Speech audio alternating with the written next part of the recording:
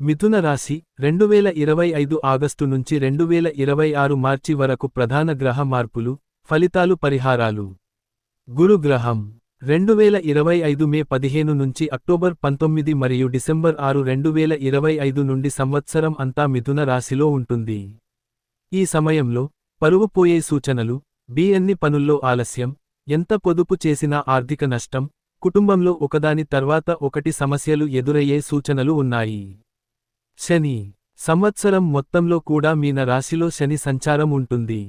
తద్వారా ఉద్యోగంలో ఒత్తిడి, పైన అధికారులతో గొడవలు, వర్క్ చేసే చోట పాలిటిక్స్, ద్రోహం చేసే కొలీగ్స్, వ్యాపారంలో ఆటంకాలు, కొత్త కార్యక్రమాలు ప్రారంభించడంలో జాప్యం ఎదురవచ్చు, ఏ పని త్వరగా అవ్వదు. రాహువు మే తర్వాత కుంభరాశిలోకి మారాదు. వీటి ప్రభావంతో కుటుంబ సంబంధ కలహాలు, ఆర్థిక ఇబ్బందులు, అనుకోని నష్టం, మోసాలు ఎదురు కావచ్చు, శత్రువుల బాధ పెరుగుతుంది. గ్రహ మార్పులకి ఈ పరిహారాలు చేయాలి. శాంతి కోసం గణేశునికి పూజ, హనుమాన్ చాలీసా పఠనం ఖచ్చితంగా చదవాలి. సోమవారం లింగాష్టకంతో శివారాధన తప్పనిసరి.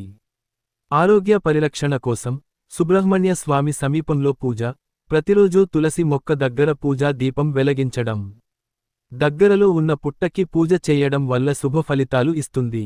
ఆర్థిక స్థిరత్వం కోసం వచ్చేవారికి సహాయపడడం, దాతృత్వం, శని దోష నివారణ పూజలు, శనివారం రోజు శనిదేవునికి నల్ల నువ్వులు, నల్ల బట్ట, నువ్వుల నూనె దీపంతో పూజించాలి.